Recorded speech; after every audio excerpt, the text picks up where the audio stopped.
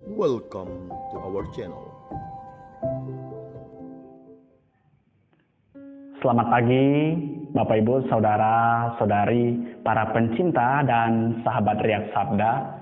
Kita berjumpa lagi di Riak Sabda untuk edisi Rabu 16 September 2020. Hari ini kita juga memperingati Santo Cornelius dan Cyprianus. Kedua-duanya adalah martir. Sabda Tuhan hari ini mengajak kita untuk bagaimana kita menanggapi perbuatan-perbuatan, tindakan-tindakan yang sudah ditunjukkan oleh Yesus kepada kita. Dan tindakan-tindakan ini adalah bukti bahwa Yesus adalah sungguh-sungguh penyelamat kita. Nah, bagaimana kita menanggapinya? Kita mungkin merasa bahwa kita sebagai orang Katolik yang sudah lama dibaptis, bahkan dibaptis sejak bayi, punya banyak pengalaman bergaul dengan pastor, dengan suster, frater, dan juga mereka yang terlibat aktif di gereja Katolik. Mungkin kita merasa bangga. Atau ada juga orang yang merasa meskipun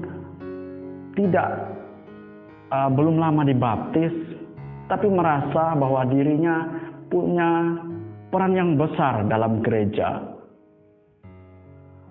memiliki peran penting dalam gereja, dalam kegiatan-kegiatan, dalam ibadat, masuk pengurus ini, pengurus itulah, dalam dewan paroki misalnya, atau di lingkungan, di stasi. Ada yang seperti itu. Tetapi apakah semuanya itu mencerminkan iman yang dewasa itu? Kita harus bertanya pada diri kita sendiri. Dan iman yang dewasa itu juga menunjukkan bahwa tanggapan atau reaksi kita terhadap perbuatan-perbuatan yang sudah Yesus lakukan untuk keselamatan kita. Orang Farisi, kalau kita melihat latar belakang dari Injil hari ini di ayat-ayat sebelumnya, itu menolak, orang Farisi dan ahli Taurat menolak perbuatan-perbuatan atau tindakan-tindakan yang dilakukan oleh Yohanes Pembaptis dan juga Yesus sendiri. Mereka tidak mau tahu akan perbuatan-perbuatan yang sudah dilakukan itu, perbuatan-perbuatan baik itu. Mereka menutup mata, mencari banyak alasan. Nah, terhadap ini Yesus katakan, bagaimana harus mengumpamakan orang-orang seperti ini, orang-orang zaman ini, seperti apa? Yesus sebenarnya bingung mau menggambarkan seperti apa.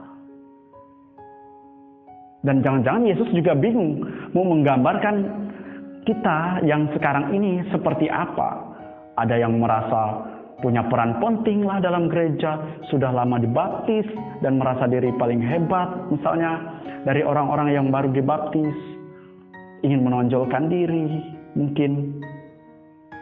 Atau ada juga orang yang meskipun sudah lama terlibat aktif dengan rendah hati untuk bergaul, menerima satu sama lain, penuh keterbukaan. Ada juga yang seperti itu. Nah, sekarang Yesus mau menggambarkan zaman kita ini seperti apa. Jangan-jangan Yesus juga bingung. Nah, kalau orang Farisi dan ahli Taurat tadi, Yesus akhirnya dalam kebingungan itu mengumpamakan mereka seperti anak-anak yang duduk di pasar dan berseru-seru. Nah, kita tahu ya kan, kalau anak-anak itu selain memiliki sifat ketergantungan sama orang tua, sama orang lain, kepolosan mereka, kejujuran mereka, tetapi juga anak kecil itu menampilkan sifat, yakni keras hati. Pokoknya kemauannya harus diikuti. Kalau tidak, ia akan nangis. Nah, itu senjata anak kecil itu. Tapi gambaran tadi di dalam Injil dikatakan mereka berseru-seru. Nah, Kami meniup seruling, tetapi kalian tidak menari. Kami menyanyikan kidung duka, tapi kalian tidak menangis. Itu artinya mereka mencari banyak alasan untuk pembelaan diri. Dan kita bagaimana? Apakah juga kita dalam keterlibatan kita dalam gereja, dalam keberimanan kita itu hanya ingin mementingkan diri kita sendiri, egoisme pribadi kita yang kita pentingkan,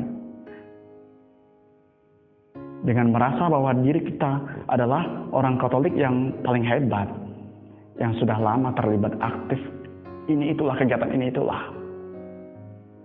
lebih berpengalaman dari yang lain lah. Apakah itu sungguh-sungguh mencerminkan sifat iman yang dewasa itu? Menurut Yesus, tidak. Kalau seperti itu, kita masih diumpamakan atau disamakan dengan anak kecil itu. Bayangkan kita disamakan dengan anak kecil, meskipun kita sudah besar, ya kan? Kelihatannya dewasa. Dan Bapak Ibu, jangan sampai kita diumpamakan Yesus atau disamakan seperti anak kecil itu, yang memiliki sifat yang keras hati itu, maunya menang sendiri, berusaha untuk terus mencari alasan. Ketika mau dilibatkan, kita punya banyak alasan, tidak bisa, ada acara ini itulah. Mau pergi ke gereja, ada acara ini itulah, jadi nggak bisa ikut kegiatan di gereja. Jangan sampai seperti itu. Kalau kita masih seperti itu, kita masih disamakan Yesus dengan anak kecil. Iman kita masih seperti anak kecil. Jangan sampai Bapak Ibu, saudara-saudari. Nah, caranya apa? Solusi yang ditawarkan. Dalam bacaan pertama, Rasul Paulus menawarkan semuanya agar kita tidak memiliki iman yang kerdil, yang seperti anak kecil. Ialah dengan kasih itu. Kasih mengalahkan semua egoisme pribadi kita. Kasih tidak mementingkan diri sendiri. Seperti Rasul Paulus katakan, percuma kita berbuat baik, menolong orang lain, menyumbang ini itu, kalau tidak dilandasi dengan kasih, semuanya sia-sia.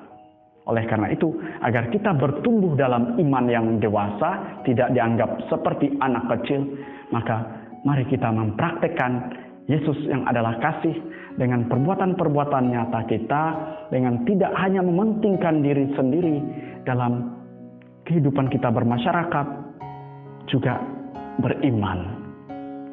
Nah, semoga kita mampu untuk melakukannya. Tuhan memberkati. Amin. Jika kamu suka video ini, like dan share kepada teman-teman seiman. Jika kamu ingin mendapatkan update-update terus, tekan subscribe dan hidupkan tombol lonceng. Terima kasih, Tuhan memberkati kita selalu. Amin.